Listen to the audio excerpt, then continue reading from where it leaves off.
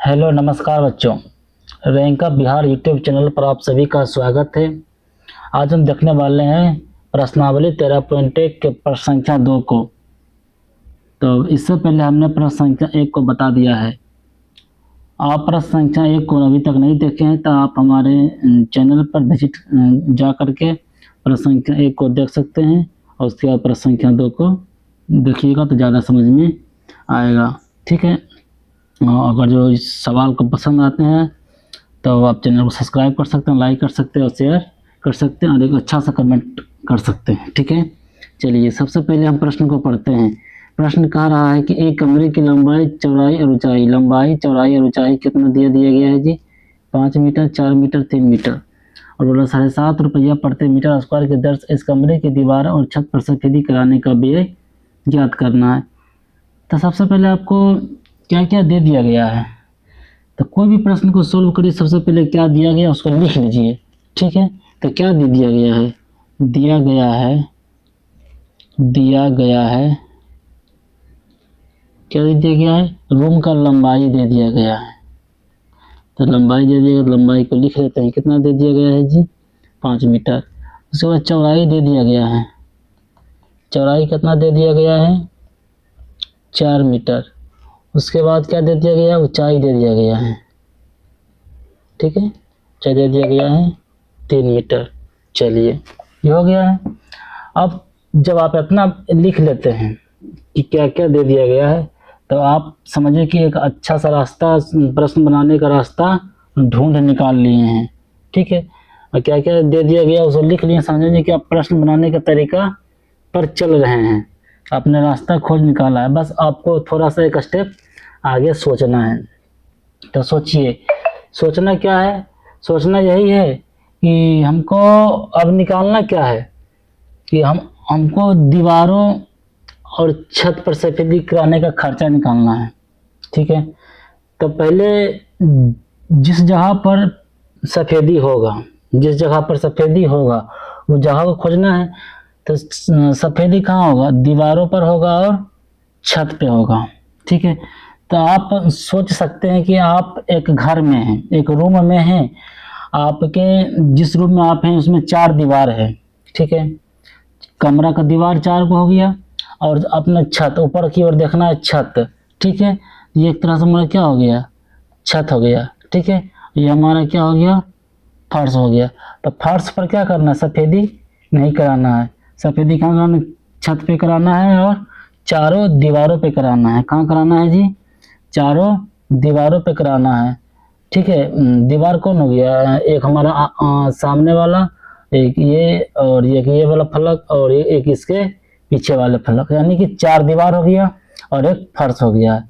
तो ये जो दीवार है और फर्श है, सॉरी, ये जो दीवार है और छत है, ये जो दीवार है और छत, ये हमारा क्या होता है? आयत के आकार का होता है, आयताकार फलक होता है।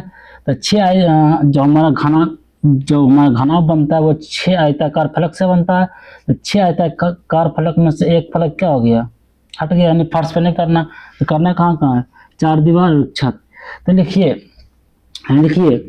ये हमारा क्या हो गया? लंबाई कितना हो गया मेरा? 5 मीटर। चौड़ाई हमारा कितना हो गया? 4 मीटर। और ऊंचाई हमारा कितना हो गया? ऊंचाई हमारा हो गया 3 मीटर।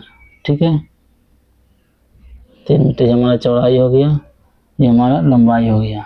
ठीक है, चलिए अब देखिए, सफेदी जहाँ पर होगा उसका पहले क्षेत्रफल निकालिए। सफेदी होने वाले क्षेत्र का क्षेत्रफल,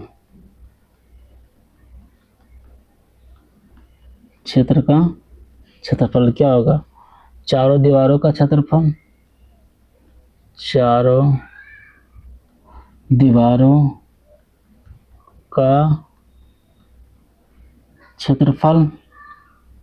ठीक है, प्लस छत का क्षेत्रफल, हो गया। चलिए, चारों दीवारों का क्षेत्रफल का फॉर्मूला था 2 into l plus b into h, plus छत का क्षेत्रफल।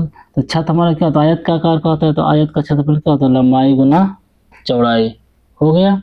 चलिए, तो एल प्लस बी कितना है, एल हमारा दे दिया गया है 5, प्लस बी कितना है 4, और एच कितना है 3, ठीक है, plus l into b, l कितना दे दिया गया है 5, गुना बी कितना दिया गया है 4, ठीक है।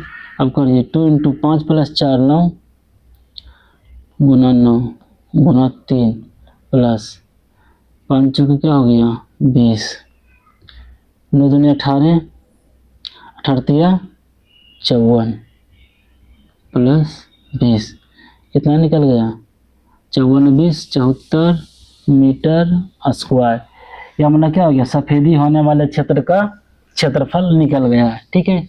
चलिए, जब क्षेत्रफल निकल गया है तब क्या कराना है, तो उस पर सफेदी करने का खर्चा निकालना है। तो खर्चा दे दिया गया है कि एक हम प्रश्न में बोला है, देखिए प्रश्न में बोला है, प्रश्न से, ठीक है, 1 मीटर स्क्वायर सफेदी कराने का खर्च कितना दे दिया गया है 7.5 रुपया, ठीक है। तो इसीलिए 74 मीटर स्क्वायर सफेदी कराने का खर्च कितना हो गया, खर्च अच्छा से लिख देते हैं, ठीक है। चलिए,